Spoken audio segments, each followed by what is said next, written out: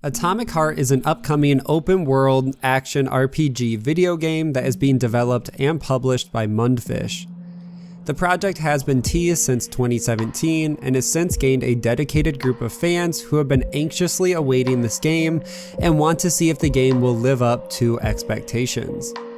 It has been many years since the game was announced, so I thought now is a good time to pull together all the updated information and figure out what happened to Atomic Heart. This video will cover the community Q&A, gameplay, and where the game is at in development. As always, all the sources will be linked in the description below, so make sure to check those out and support those original writers. And with that out of the way, let's get into what happened to Atomic Heart.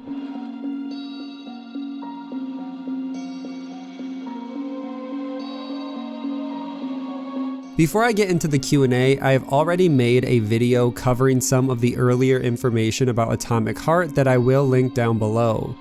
The video is a good starting point if you aren't familiar with the title, so watch that video, then come back to this one. The main story I want to cover in this section of the video is from an official Q&A that was posted on Steam in July of 2020. The team answered fans' questions about the game in two different parts, and they were released a few days apart. I'm not going to cover every question here, but some of the ones that stuck out to me. The first question asked, what stage of development is Atomic Heart in? The response said, quote, all of the game's functions, mechanics, and systems are written and functioning. Most of the features are polished and are already in game. Currently, we are scaling the content, adjusting the combat, improving the shooting, adding micro cutscenes where necessary, implementing story cutscenes, and everything related to the narrative of the game. This is the most important stage in terms of the direction of the game as a whole piece. We are quite close to the point where the game can be seen in its entirety, with highly detailed levels, mechanics, animations, and sound. This is a very important stage. It actually becomes clear how the game works in terms of their impact on the emotions of the player. This allows you to move from the perception of mechanics and individual levels from particulars to a more general understanding of things as a whole. It allows us to track things that were less clear from the closer view and improve them. In other words, the game is at the polishing stage. The next question says, is the map concept that you've shown on the first trailer, not the teaser, still the same? And the team said, if we are talking about the visual concept of the map, it's changed quite a lot, almost completely. At the moment of the trailer release, the map was working as it was shown, but during development, it went through several iterations and was reimagined, and changed drastically, both technically and visually. We think that all the changes that happened to the map made it much better. After that, the question says, what's the reason behind the sudden design changes with P3's outfit, from a standard coat with leather gloves to a jumpsuit with one singular glove? And the response says, quote, in 2018 during the trailer production, we haven't finally decided where the game would start. It was an important question since it dictates what clothes would P3 wear. In the end, we decided that the game would start in the Vavilov complex, in the laboratory on the top floor of the Research Institute. That's why he's wearing a standard facility worker outfit. Speaking of why P3 lost one of his gloves, it's connected to the super abilities. Back when we thought that both of the hands would have the augments, but during the development, we've come to the conclusion that only one left hand should be augmented, hence we took off his right glove. Next is a question about world size, which says, about how large is the world planned to be? The team says the world size is not so huge for the modern standard, but it is filled with absolutely incredible events. We strive not to spread the thinnest layer of butter over a tremendous piece of bread. We do the opposite, create concentrated pleasure for the player, bring them the experiences that they won't get in other games. In such context size, the world no longer matters. Next is a question about game length, which says, quote, how long will it take to finish the game approximately? The team says it will take 20 hours to finish the main story, but in order to properly understand it, most likely you'll need to do it several times. Next is a question about combat, which says, will Atomic Heart still have glory kills / finishers? And the team says yes, we have finishers, but mostly they will be used during shot kills. We also have the concept of a reverse finisher, where players have dozens of ways to perish. We try to diversify these terrible demises to make them as impressive as possible.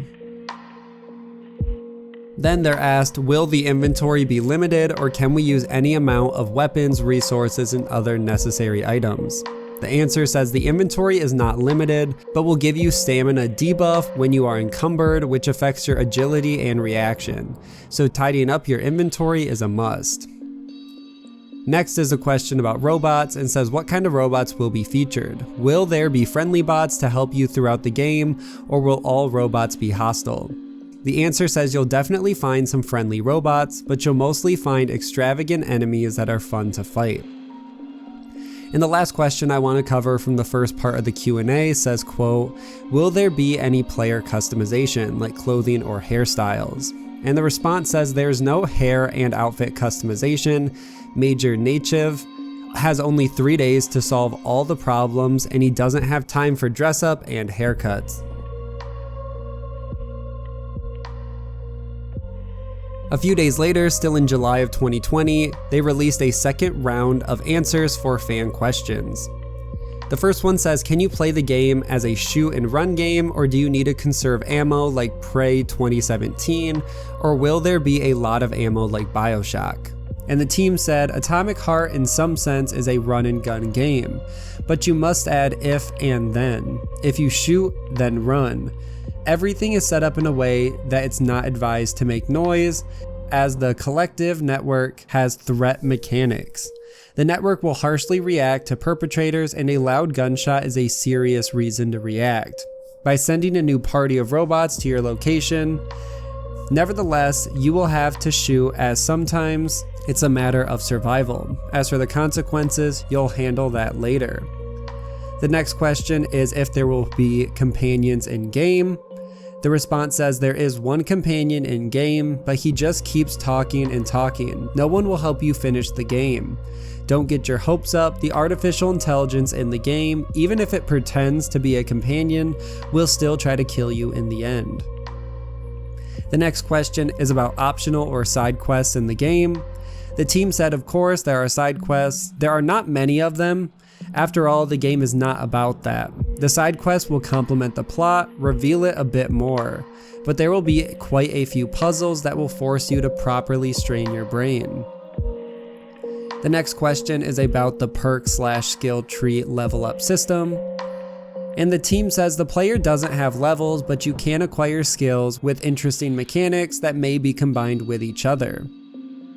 When asked about guns and melee weapons, the team said there will be at least 10 of each type in the final game. The next question is about the crafting system, and for this the team gave a longer response, which said, quote, yes, surely crafting will take a special place in the game. You can and need to craft quite many things during your playthrough, and you'll have to gather resources for that.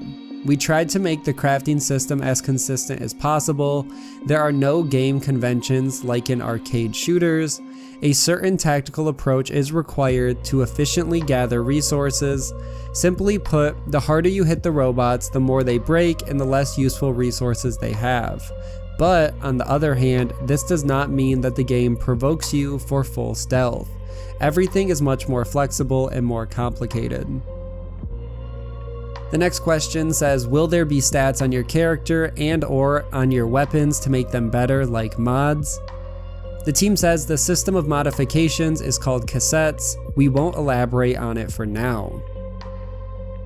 The next question says, how robust is the weapon customization going to be? Is there going to be a weapon progression or an equipment-based upgrade system? And the team says the weapons can be upgraded and made stronger and more precise. You may install special modules in certain weapons for special attacks. In terms of multiple endings and how our playthrough will affect the end, the team says they can't talk about it now and that it's a secret. And for the final two questions, the last one says, is stealth a viable option for a playthrough? And the team says you can go stealth in some places, but to finish the game, full stealth is not possible. We did not set such a goal, and we do not see much sense in it. The combat in the game gives a lot of pleasure in our opinion, and depriving ourselves of combat for the sake of stealth is not the best solution for our game. And finally, the team was asked, does Atomic Heart have multiple difficulty levels? And the team said there will be 2 difficulty levels in Atomic Heart. The first one is hardcore difficulty for veterans of the Souls-like genre and those who like a serious challenge. We use this mode as a reference when working on the balance and combat system of our game, but we didn't forget about other players as well. The second difficulty level is quote story playthrough, in which we adapted gameplay so that the world of Atomic Heart could be enjoyed by a wider audience. There will be no hardcore challenges and no platinum trophies for completing the game as well. You can compare this level of difficulty with BioShock. However, the combat system and gameplay are thoroughly adapted to both difficulty levels for experienced and casual gamers to enjoy. And these 2 Q&As include a lot of information. It gives details about where the game was at in development processes at the time. It references why the look of the protagonist changed from when the game was first revealed until now, and so much more, which are all relatively self-explanatory. As I said before, I did skip some of the other questions I didn't find as important, so if you want to read everything the team had to say, the entire Q&A list will be linked below. The next collection of stories I want to cover involve gameplay and trailers. In August of 2020, the second official gameplay trailer was released, which includes a mini boss fight along with music from Mick Gordon, who was announced as the composer. The gameplay is similar to what we've seen from the game up to this point. The visuals have never been a problem for this title, but most fans have been cautiously optimistic about how the game will actually look when it's released. But if the game is anything like this trailer, it looks like it will be a lot of fun once the game is more polished and when fans are able to get their hands on it. The trailer also ends with the platforms Atomic Heart will be available on, and they list the PS5, PS4, Xbox Series X, Xbox One, and PC. So the game will be easily accessible for anyone who is interested. Similar to the trailers and gameplay, the team revealed in October of 2020 that they had started to work on cutscenes for the project, which is a good sign that the game is progressing at a normal rate and is still moving through development. The game was then quiet for many months until March of 2021. A new trailer was released, which was called the Ultra Graphics Mode Showcase, which included a teaser showing a close-up of the game's protagonist running in real time from the in-game photo mode. Once again, the trailer is self-explanatory, and there is also dialogue that is playing in the background, which I won't play due to copyright. When this trailer was released, this was at the same time when the studio announced the updated cover art for the game, and I have to say I'm a big fan of this new art. It's really clean and it's very reminiscent of a Fallout style game cover. Also in March of 2021, the team updated the official game website with more information. But before I cover that, there is one more trailer we need to discuss, which was released in June of 2021. And this is the best trailer to date. It shows off a variety of areas, which are all very colorful and vibrant, along with enemies, weapons, and different mechanics that will be available to the player. It was also announced at E3 that Atomic Heart will launch day 1 to Xbox Game Pass for consoles, PC, and cloud, which is great and should at least reassure fans who are still cautious about the title, and they will have an opportunity to play it on Game Pass. Next, I want to return to the updated website and cover some of the new information that was added this year. There are now 5 tabs on the website which cover characters, weapons, lore, creatures, and locations. And much of the information is still hidden, but at least one entry was added in each category, so let's break it all down. Let's start with the character tab, and the only open entry is for Agent P3. Let me apologize in advance for any wrong pronunciation. And with that out of the way, the page says, quote, Major Nechayev, a special duty officer and a private agent of Professor Sechenov, excels in handling complicated situations, sometimes violently. Nechayev dedicated his whole life to service, and in return, all he's got is deep loneliness and numerous wounds, both physical and mental. Professor Sechenov is the only human being who treats him with fatherly warmth, and Agent Nechayev pays him back with loyalty and respect. The special agent's past remains classified. Codename P3 as plutonium, the third discovered radioactive element, was assigned to Major Nechayev after he ended up severely wounded in Professor Sechenov's lab. Both hands broken up to elbows, left leg completely shattered, and a severe concussion. The professor personally augmented P3 with metal prostheses and restored his brain activity. Alas, P3 still suffered a fractional memory loss. He never fully recovered the memories of his past. P3 managed to take part in many Black Ops as Sechenov's agent, Africa, Near East, Asia. The Major remembers very little of his missions and suffers from PTSD. Passionately believing that he is dangerous and unstable, Professor Sechenov does his best to keep his top agent in impeccable physical and emotional condition. A polymer glove, his last gift to P3, is the cutting-edge technological invention that easily absorbs new polymers and provides experimental combat capabilities. The glove, or the polymer manipulator, is powered through batteries, implanted in Nechayev's jumpsuit. The connection is established through a universal port in the agent's hand. The power supply to the glove itself is delivered via thin molecular superconducting polymer rods, which are planted inside the marrow and the left arm. Thus, the implant, connected with the neural system and soft tissues, can be controlled with the force of mind, electrical impulses of neurons, and it also guarantees an instant absorption of polymers by the agent's body. I assume there will be more information as well that will be revealed throughout the game, but this is a good introduction to the main character. And the next category is for weapons. Currently there are 32 total entries, but only one unlocked listing, which is for the railgun, and is the main weapon that we have seen in the second gameplay trailer that was discussed earlier. The description says, a railgun utilizes an electromagnetic Lorentz force by short-circuiting two parallel directional rails after a short and massive electrical impulse. The original Lorentz force research suggested the use of an accelerated projectile, which was supposed to be pushed forward with supersonic speed by an enormous pressure of plasma, formed with a powerful electrical arc discharge. However, the goal of the said research was always to build an energy weapon with no use of an actual projectile at all. The experimental piece of weaponry is the pride of Soviet engineers, working day and night at Facility 3826. The groundworks were laid in the SAS laboratory of measuring instruments run by Professor Arzamovich, who is also known for his part in the Soviet atomic project. In 1943, the professor published a groundbreaking method of electromagnetic isotope separation and began another research round of enriched uranium plasma, thus starting a revolution in the USSR's history of arms. A railgun operating on pure electromagnetic energy without an accelerated projectile can instantly disintegrate almost any target within the acceptable mass margin. The destructive capabilities of such a weapon forced numerous nations to completely reevaluate their top armoring technologies. For a long time, the railgun's biggest drawback was its enormous size. However, in 1952, Shapagan Design Bureau presented a simplified tank variant, polymer-induced based EBR-2, available for heavy infantry. Luckily, Nechayev's jumpsuit batteries can effectively power EBR-2 through the universal port.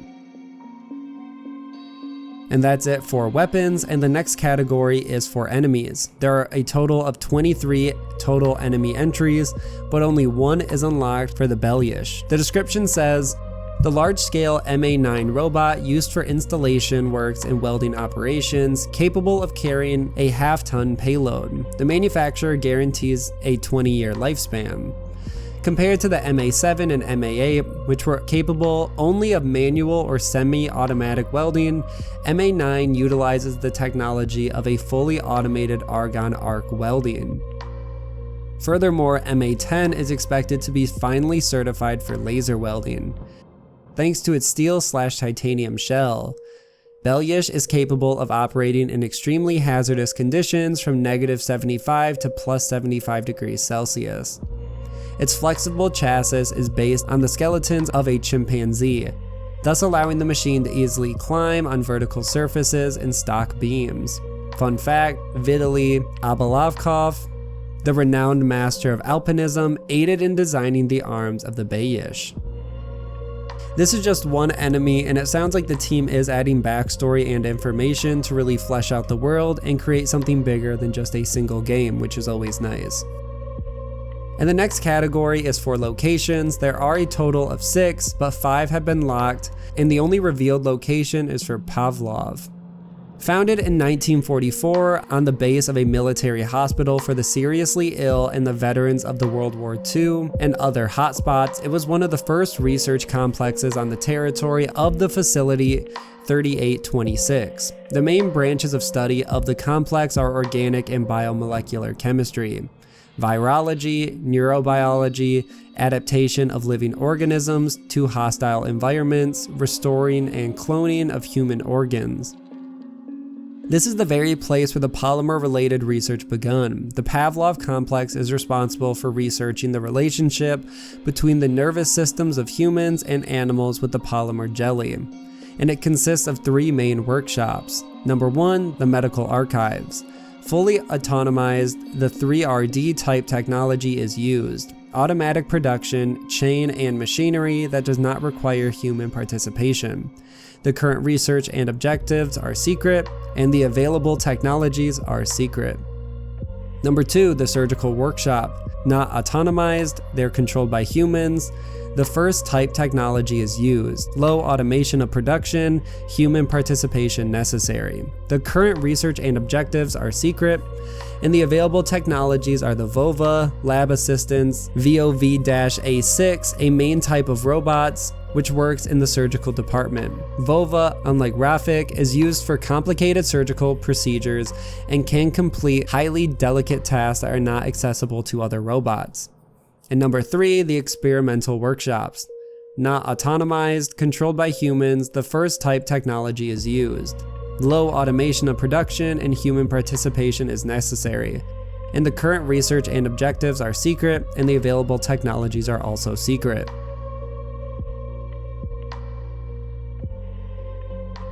And the final category is the lore timeline, which gives 7 events leading up to the game. The first event is from 1937 and says Dmitry Sergeyevich Sechenov gets his PhD and the job in a brain research institute, quote, Science of Medicine Academy of USSR in the Nature of the Intellect department. Sechenov is ordered to restore the formerly effective research work of the institute with this goal in mind. Professor Sechenov forms a new cohort of scientists, many of whom share his philosophies. That same year, the Brain Research Institute commenced the project Crowd Man, the aim of which becomes to create a new type of human who has no individualism or private life. The next event is from November 1939. The USSR begins the war with Germans on Poland's territory, large-scale production of military robots, simultaneously with full and complete upgrade of the technology used to control them, and demand colossal financial investments. The USSR government deems the project a net loss and without perspective.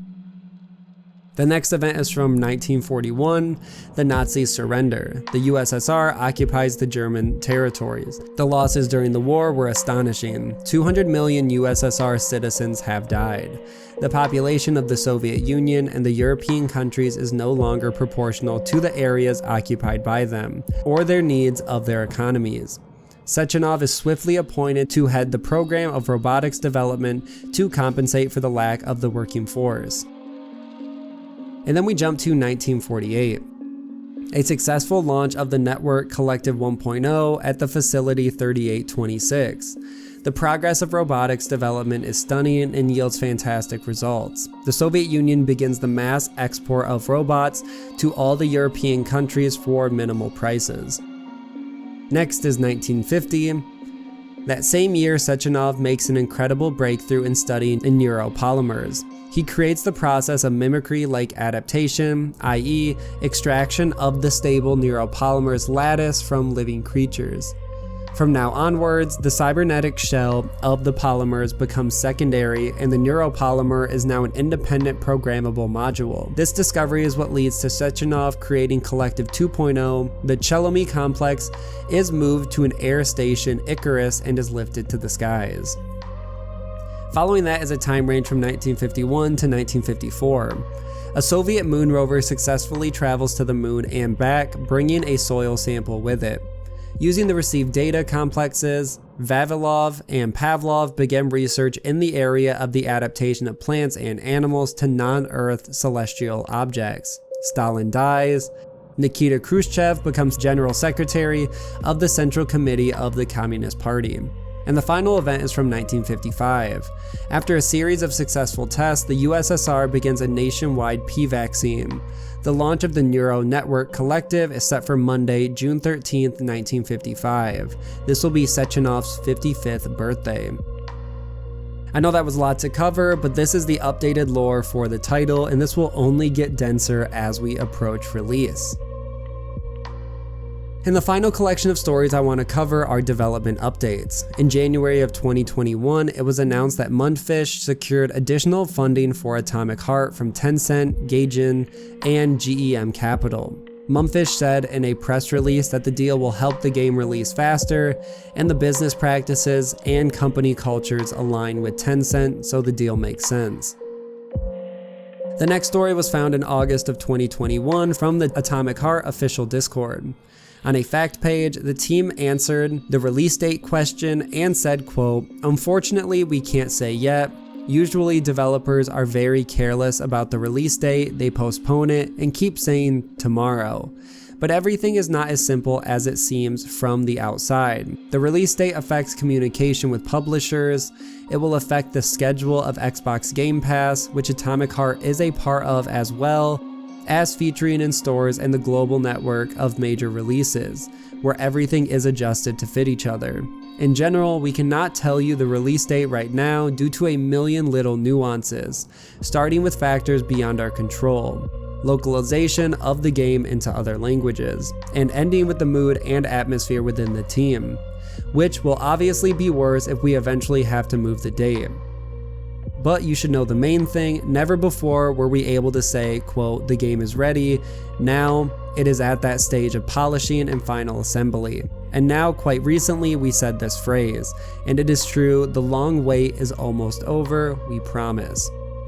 And while the team doesn't directly mention a release date, they do say the game is at the polishing and info assembly stage recently, which means the game is closer to release than at any other point and must be coming soon. On that same page, the team discussed the different possible endings the player will encounter when playing the game, and they said, quote, "We have two endings, but we are not an RPG. Atomic Heart has a strict linear plot, and one should not expect incredible variability. We've put an important moral choice in the hands of our player closer to the finale because we want to nudge the community to argue and discuss about the themes that we have laid out in the story. We want you to draw your own conclusions and make your own decision, and not be influenced by forces from above."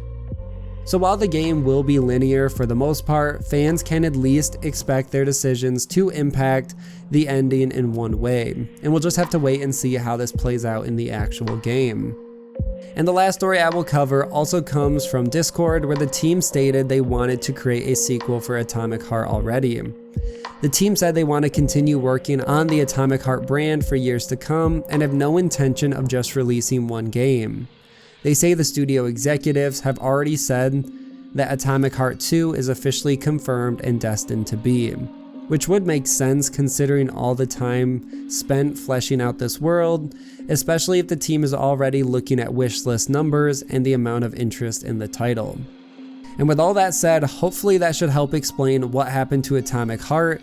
which is really nothing. The team hasn't been too vocal about their progress, but the game is moving along normally in development and is attracting the attention of Microsoft and Tencent, which should help ease some of the fans who are still skeptical about this title. I'm still very excited for this project, and I'm optimistic for a release sometime next year. Either way, that's where I'm going to end this video. Make sure to like and share, subscribe for weekly gaming news, and I will see you guys in the next one.